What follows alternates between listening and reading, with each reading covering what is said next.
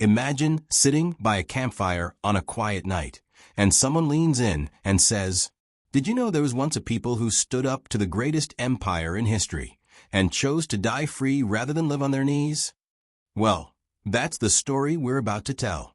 This video isn't just about battles, swords, or armies. It's about a small people with a giant heart. A people who lived in a sacred land called Judea, and who saw their faith crushed, their cities destroyed, and their temple turned to ashes. And yet they did not give up. They rose up 3 times against the power of Rome, and paid the ultimate price for it. You're about to discover stories of courage, betrayal, resistance, prophecy, forgotten heroes, and even a mass suicide that the world still talks about today. What would you do if your faith was outlawed? If your temple was burned to the ground? Would you stay silent or fight to the end?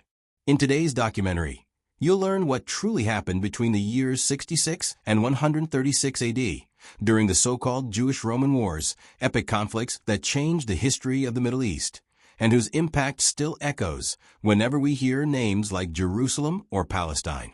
So sit back, take a deep breath, because this isn't just a history lesson.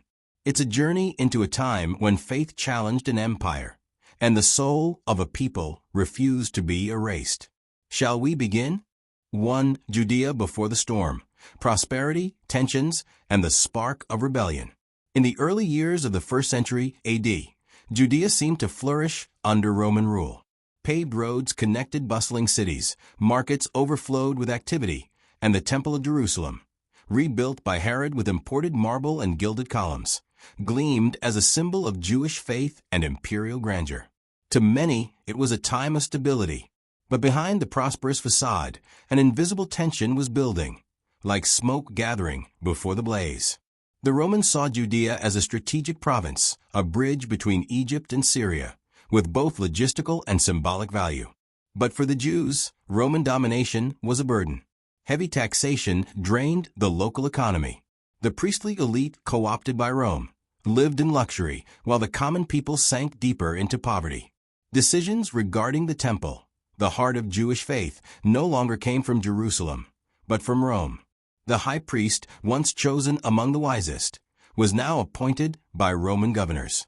This foreign interference wounded the soul of the Jewish people, who began to see Rome not as an empire of order, but of desecration.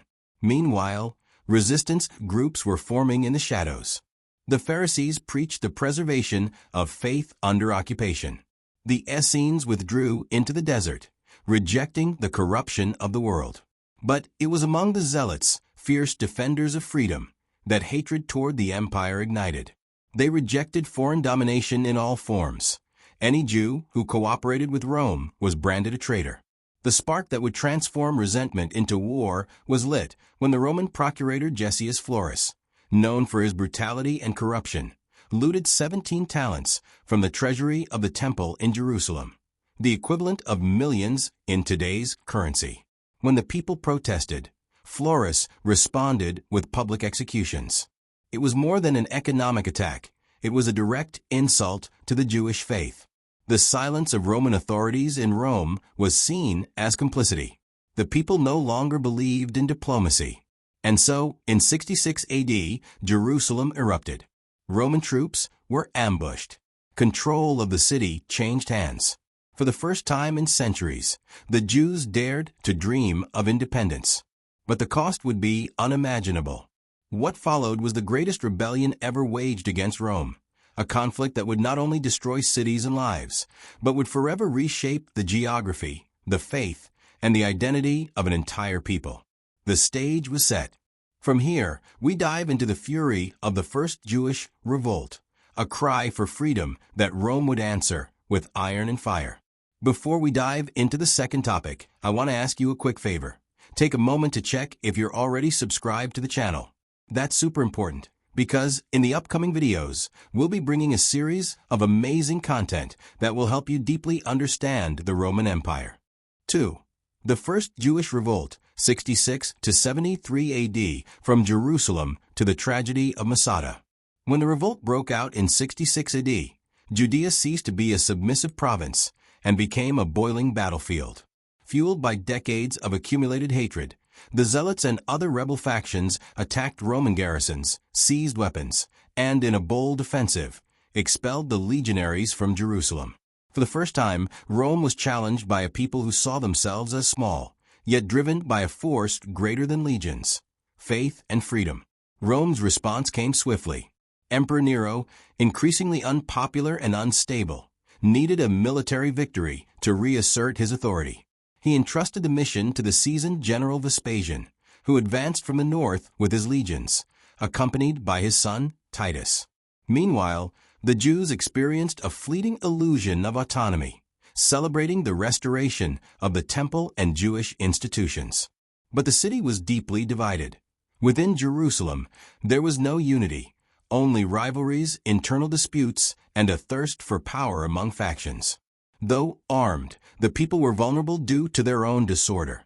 Vespasian began his campaign in the north, conquering city after city with ruthless siege tactics. In Jotapata, after 47 days of resistance, he captured a rebel commander who would unexpectedly mark history: Flavius Josephus, a Jew who, instead of dying in battle, surrendered and began collaborating with the Romans, becoming a detailed chronicler of the events to come. In 68 AD, the empire plunged into chaos. Nero committed suicide, and a civil war shook Rome. Galba, Otho Vitellius. Emperors fell like pieces on an unstable chessboard. Vespasian, acclaimed by his legions, marched to the capital to seize the throne. In doing so, he handed over command of the Judean war to his son Titus. Meanwhile, in Jerusalem, a civil war erupted among the Jews themselves. Rival factions, such as those of John of Giscala and Simon Bar-Jorah, fought for control of the city as if the Romans were not at the gates. They burned food supplies, executed moderate leaders, and destroyed every attempt at peace. The people, starving and terrified, were crushed between two enemies: Rome and their own countrymen. In the year 70, Titus surrounded Jerusalem with 4 legions. It was Passover, and the city was filled with pilgrims. The Roman strategy was brutal: isolate the city, block all supplies, and let hunger erode the resistance. Inside the walls, despair grew. Epidemics, cannibalism, and, according to Josephus, more than 600,000 corpses were thrown outside the city. After months of siege, the walls were breached. The Romans stormed Jerusalem like a hurricane. The temple was set ablaze. The heart of Jewish faith turned to ashes. Thousands were killed. Others were enslaved. Many were taken to Roman arenas, forced to fight to the death for entertainment. Jerusalem did not fall merely in a military sense. It was culturally annihilated. In just 5 months, Titus had erased centuries of tradition. But not all Jews had surrendered. A remnant group of zealots and Sicarii, around 1,000 men, women, and children, fled to an isolated fortress in the desert, perched on a mountain near the Dead Sea, Masada. Originally built by Herod, with stockpiles of food and imposing walls, it became the final stronghold of Jewish resistance. While the empire celebrated its victory in Rome, with Titus and Vespasian parading through the streets bearing the temple's treasures, Masada still held firm. But not for long. Soon, Rome's eyes would turn to that remote fortress, and what happened there would be more than a military siege. It would be a human tragedy that would echo through generations. 3. The Siege of Jerusalem, 70 AD, the Holy City in flames. April, 70 AD. The spring breeze swept across the hills of Judea, but in Jerusalem, the air was as thick as blood. It was a time of Passover, and the city, already torn by internal divisions, was packed with pilgrims from all over Judea and the diaspora. Little did they know they were trapped in a deadly snare. For Roman legions were marching toward the city, led by Titus, son of the new Emperor Vespasian. The siege was about to begin. Titus did not see Jerusalem merely as a military target. He saw it as a symbol, and symbols for Rome had to be crushed. As soon as the Roman troops closed the ring around the city, every possible exit was blocked. No one in, no one out. Any attempt to flee was punished by immediate execution, the bodies of prisoners displayed at the gates as a silent warning. There is no escape. Inside the walls, the situation was hellish. Hunger, thirst, disease. It's estimated that over 500,000 people were locked within the city. The granaries had been burned months earlier by warring Jewish factions themselves. The cisterns were contaminated. On some days, the sky turned gray not from clouds, but from the smoke of burning corpses. Families buried their dead beside the kitchen, or didn't bury them at all. Some began eating their own children. Accounts of cannibalism echoed through the writings of Flavius Josephus, an eyewitness to the catastrophe. And still, the defenders resisted. Divided between the forces of John of Giscala and Simon Bargiora, they took turns on the walls, hurling spears, stones, and faith at an enemy that seemed endless. For 4 months, Roman troops bombarded the city walls with catapults, battering rams, and ballistae. Each Roman assault was met with desperate bravery. It was as if the defenders knew that in that moment of time and history, they were fighting not only for a city, but for their identity, their faith, their existence. But resistance could not last forever. In July, the Antonia fortress, near the temple, fell. Titus knew his true target was the Temple of Jerusalem, not by coincidence, but because of what it represented. The house of a god who was not Roman, the center of a faith that defied Rome's pantheon. On September 8, 70 A.D., the sanctuary went up in flames. According to some accounts, Roman soldiers, disobeying Titus's orders, set the fire. Others suggest it may have been a direct command, softened later in retellings of history. What matters is that nothing remained. The golden pillars melted. The sacred would turn to ash. And with the temple, centuries of memory, prayer, sacrifice, and hope were reduced to smoke. It was the end of the world for the Jews, who watched helplessly as their spiritual heart was consumed by fire. When the flames died out, the city was unrecognizable. The hill where the temple courts once stood was now a field of blackened ruins. Jerusalem bled. Thousands of survivors were enslaved, sent to build imperial structures like the Colosseum, or thrown into the arenas for the Roman people's entertainment. A few managed to escape, and among them, around 1,000 sought refuge on top of a remote mountain, Masada. Rome celebrated. Titus marched in triumph through the streets, bearing the stolen treasures of the temple. But in the desert sands, a cry still lingered, caught in the throat of a people who refused to vanish. And it is in that echo of despair and honor that we now enter, the story of the fortress of Masada, where men, women, and children would make the most extreme choice, to die free or live on their knees. Have you ever heard of the Jewish-Roman Wars? This was one of the most impactful conflicts in ancient history, a true challenge to the power of Rome. Tell me in the comments, did you already know about this episode? Have you ever studied or heard about it? If this story surprised you or sparked your curiosity, write it down below. I'd love to hear your thoughts. 4. The destruction of the temple, prophecy, fire, and humiliation. When the Temple of Jerusalem went up in flames that September afternoon in the year 70 AD, it was not just a building that fell. It was as if the very axis of the world had been broken for the Jewish people. That sacred place, where for centuries the Ark of the Covenant had rested, where the high priest entered the Holy of Holies once a year, was now ash, ember, and ruin. The screams came not only from wounded bodies, but from the soul of a people witnessing the end of everything. For many Jews, the destruction of the temple was not merely a military disaster. It was the fulfillment of ancient prophecy. Not one stone will be left on another, they recalled, the word spoken by Jesus years earlier. Others turned to the book of Daniel. Still others, eyes filled with tears, asked, how could God have allowed this? And why? The truth is that the temple was more than a structure. It was the embodiment of the divine presence on earth. To watch it fall was to feel that God had abandoned them, or worse, that he was punishing them. Rome had not won with swords and fire alone. It had conquered the innermost heart of the people, the most sacred place that existed. And what of Titus?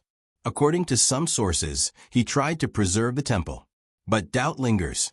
The truth is that the soldiers, inflamed by war, stormed the sanctuary in a frenzy, looting its gold, tearing its veils, trampling its altars. Some wrote it was an accident, a spark that got out of hand. Others claimed it was a direct order, a clear message to the world that no faith was untouchable in the face of Rome. The fire consumed everything: manuscripts, sacred utensils, genealogical records. The heart of Jewish faith was incinerated then and there, amid collapsing columns and screams of despair. In the end, over 6,000 people who had sought refuge in the temple's portico were killed, misled by a false prophet who promised deliverance. Some leapt to their deaths. Others burned alive. Still others died at the points of Roman spears. With the temple destroyed, the Jewish people stood at an existential crossroads. How could a religion centered on rituals and sacrifices continue without the place where those rituals were performed? The answer, uncertain at the time, would come later. Judaism would reinvent itself. The temple of stone would give way to the temple of the word. The priesthood would be replaced by rabbis. The written law would gain strength in schools and synagogues. The faith would survive, but nothing would ever be the same. Rome, for its part, would use the gold plundered from the temple to build a new symbol of its power: the Colosseum. Stone by stone, the spectacle of destruction would give way to the spectacle of the arena. Blood for blood, a new era was beginning. But while the crowds applauded in Rome, far away on a rocky plateau by the Dead Sea, Masada was preparing for what would become the final act of the first Jewish revolt. A last bastion of resistance. A final cry for freedom. And perhaps the most extreme gesture of all: to die with dignity when living meant slavery. 5. The echo of Masada. Collective suicide as the final cry for freedom. Masada, a fortress perched atop an isolated plateau, surrounded by cliffs and desert. On one side, the emptiness of the Dead Sea. On the other, the sharp winds howling through the rocks. It was here, over 400 meters above the ground, that the last survivors of the first Jewish revolt had taken refuge. Around 1,000 men, women, and children, led by a man named Eleazar ben Yair. They knew they were surrounded, but they also knew that, up there, Rome could not control them. Masada had been built decades earlier by Herod the Great as a royal refuge. Underground storerooms, cisterns, defensive walls, everything had been designed to withstand long sieges. Now the Sicarii, a radical Jewish faction, had turned that place into a sanctuary of resistance. A sanctuary where victory was not the goal, honor was. But Rome never forgets, and never tolerates defiance. In the year 72 AD, the Roman commander Lucius Flavius Silva was assigned to finish the job. With around 15,000 men, legionaries, auxiliaries, and prisoners, he encircled the mountain and built a massive 7-kilometer siege wall to prevent any escape. There was no way out, no reinforcements. Masada was now the stage for a drama with only 2 possible endings: surrender or death. But how to conquer an inaccessible fortress? The Romans devised something unprecedented: a colossal stone and earth ramp, slowly erected on the western slope. The construction took months. Each meter gained was like a countdown bell for those trapped inside. From above, the defenders watched, day after day, the enemy's inevitable advance. They knew what Rome did to the defeated. They knew of the enslaved, the crucified, the gladiators. They knew that those who didn't die by the sword would die in spirit. On the night of April 15, 73 AD, the Roman battering rams finally breached the outer defenses. Full invasion was set for dawn. But when the Roman soldiers entered the fortress that morning, they found a sepulchral silence. No cries, no arrows, no resistance, only bodies. Eleazar had gathered his people, and in the face of the inevitable, he gave a speech that would echo through the centuries. He said it was better to die free than to live as slaves. That death, in that moment, would be an act of faith, of purity, of choice. A final gesture of defiance against Rome. According to Flavius Josephus, the men drew lots to determine who would end the lives of the others. The last, the one chosen to die last, took his own life. No Roman would touch them. No Roman would see them in chains. All of them chose the abyss over servitude. Masada fell, but it was never conquered. Rome had won another battle, but something had changed. The flame of resistance, even amid ashes, still burned. Masada became a symbol, an echo carved into rock, blood, and memory. A reminder to a people who would never forget what it meant to choose freedom, even at the end. And despite the end of the first revolt, peace was far off. The seed of rebellion still lingered. Years later, it would rise again, not in Jerusalem or Masada, but across the fringes of the empire. And so would begin the Second Jewish Revolt, broader, more brutal, and bloodier than the first, this time spreading through Egypt, Cyprus, and Mesopotamia. 6. The Second Jewish Revolt, 115 to 117 AD fury across the four corners of the empire. 40 years had passed since the fires of Jerusalem. Judea was silent, but it was the kind of silence that comes before the next thunderclap. The surviving Jews had scattered, forming resilient communities in Egypt, Cyprus, Libya, and Mesopotamia. Though many had buried their weapons, they had never buried their pain. The wound of Masada still bled. The temple would not be rebuilt. Roman oppression had not ceased. And soon, the empire would discover that the fires still burned beneath the ashes. The political landscape had changed. Now ruling was Emperor Trajan, an ambitious general engaged in campaigns against the Parthians in the east. To support his conquests, he weakened defenses elsewhere, withdrawing legions from sensitive areas like North Africa and the Nile Delta. That mistake rekindled the nightmare. The Jews, weakened but never submissive, rose once more. The revolt did not begin in Judea. It began in Cyrene, in what is now Libya. There, a Jew known as Lucius the king proclaimed himself the liberator of Israel and led an uprising that spread like an uncontrollable wildfire. Greco-Roman temples were destroyed. Entire cities were sacked. Monuments, basilicas, public baths, everything that represented Rome, was torn down. Reports claim that hundreds of thousands died, both Romans and Jews, in a merciless war of retaliation. Chaos spread to Egypt, where tensions between Jews and Greeks exploded into street battles. Alexandria, one of the empire's greatest metropolises, was plunged into fire and blood. Soon after, the revolt reached the island of Cyprus, where, according to chroniclers, over 240,000 people were killed by rebels led by Artemian. The number may be exaggerated, but the impact was undeniable. Rome banned Jews from ever setting foot on the island again, under penalty of death. To the east, Mesopotamia also burned. Jewish groups rose up in Roman-held cities, attacking colonies, looting supply depots, and confronting garrisons. The rebellion seemed to be everywhere, as if the ruins of Jerusalem had been scattered across the four corners of the world, and now they were ablaze. Caught off guard, Rome responded in its usual language: total war. General Lucius Quietus, Trajan's right-hand man, was sent to crush the uprisings with brutal force. His troops wiped out entire communities, erased cities from the map, deported survivors, and turned Jewish lands into silent deserts. But the most symbolic act was yet to come. Though not the epicenter of this revolt, Judea was still seen as the soul of Jewish resistance.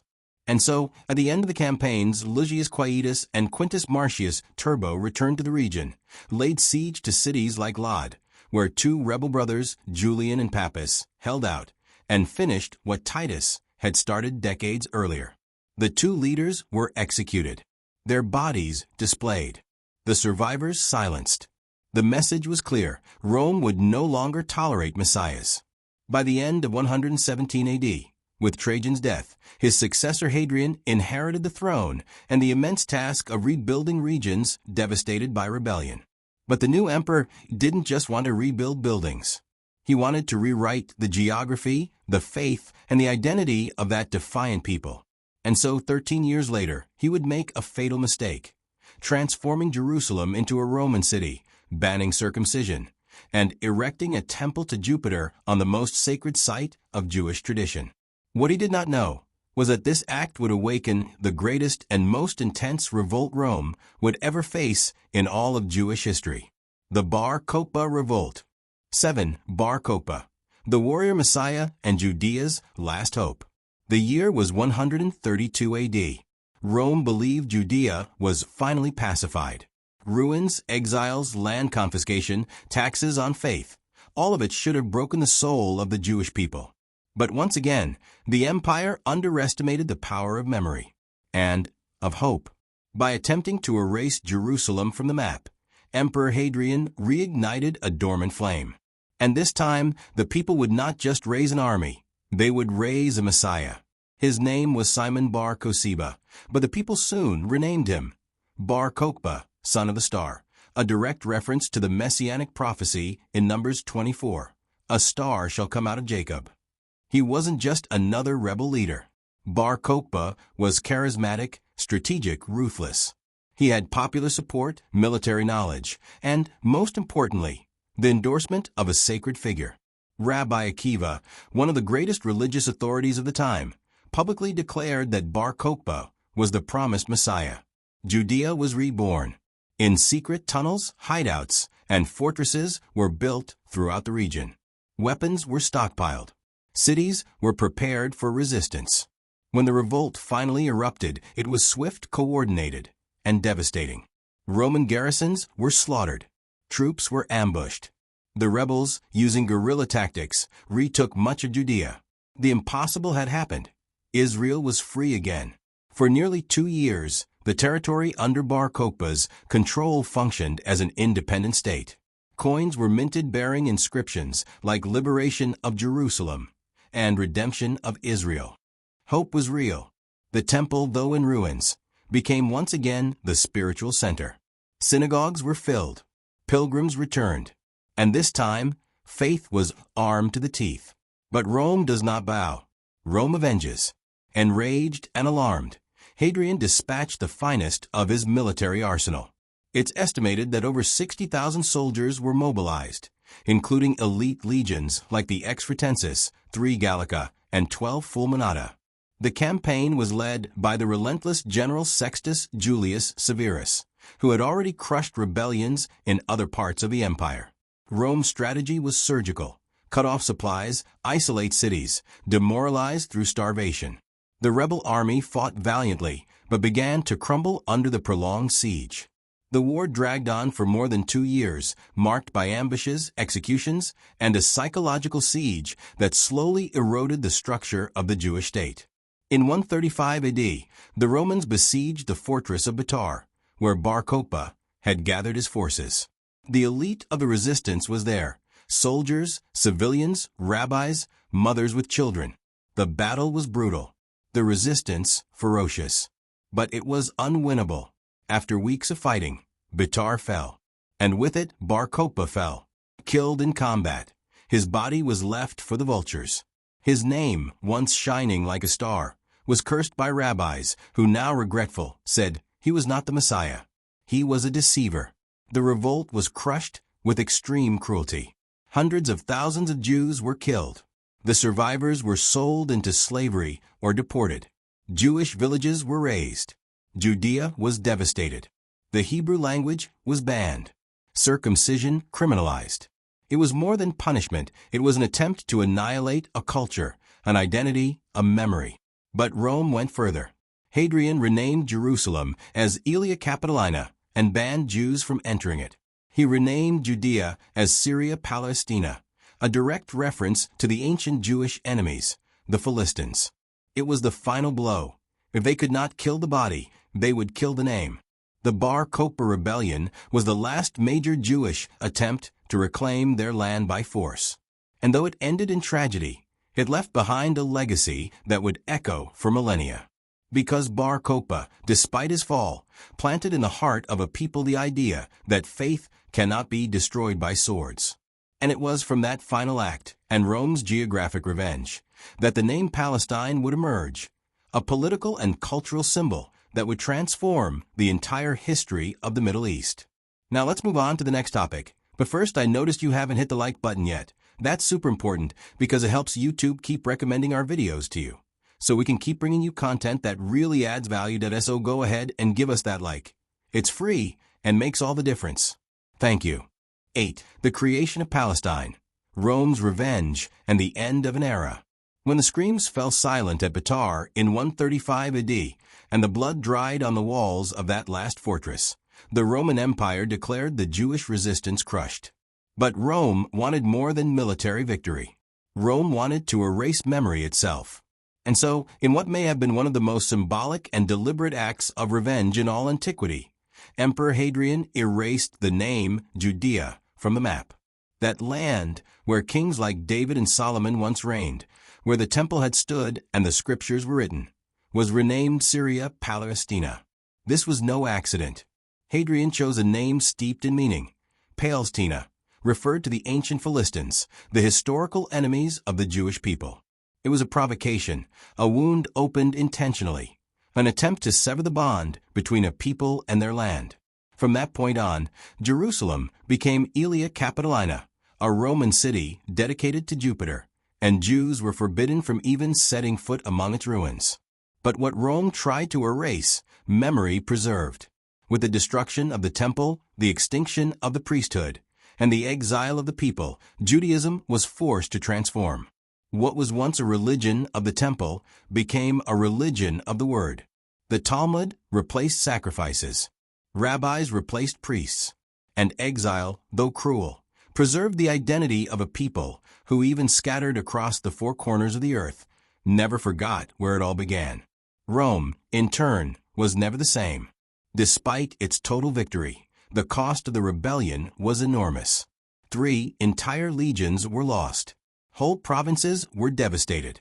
And a wound was opened in the conscience of an empire that prided itself on order, yet learned that even the strongest colossus cannot forever stand against faith. With the creation of Syria Palestina, a new story began not only of political geography, but of a conflict that would stretch across centuries. Jews, Romans, Christians, Arabs, Muslims, Crusaders, Ottomans, all in some way, would walk that land marked by war, promise, and sorrow. But before all of that, there was a revolt. There was Masada. There was Bar Kokhba. There was a temple in flames, and a people who chose to die free rather than live in silence. This is not just the story of a war. It is the story of the resilience of an identity, of an empire's attempt to crush a belief, and of the inability to erase what is written not in stone, but in the human spirit. And that is why even today, when we speak of Jerusalem, Judea, or Palestine, we do not speak merely of politics. We speak of all of it, of fire, of faith, and of memory. And now that you've made it this far, take a deep breath. You've just journeyed through 70 years of blood, faith, and resistance. You witnessed temples burning, fortresses under siege, men proclaimed as messiahs, and an empire trying to erase an entire culture with swords and decrees.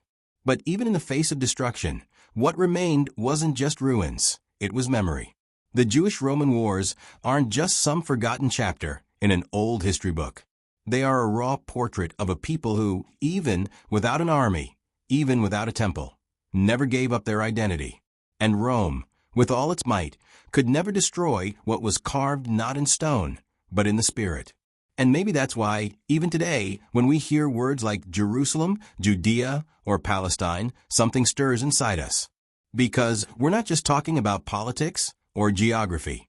We're talking about remembrance, belonging, pain, and hope.